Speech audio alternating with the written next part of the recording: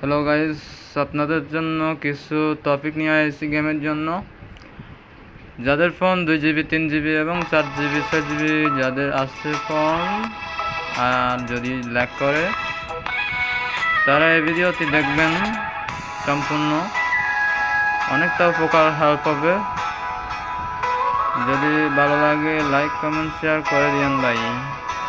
আপনাদের জন্য কষ্ট করে যে ভিডিওটি করছি ভাই,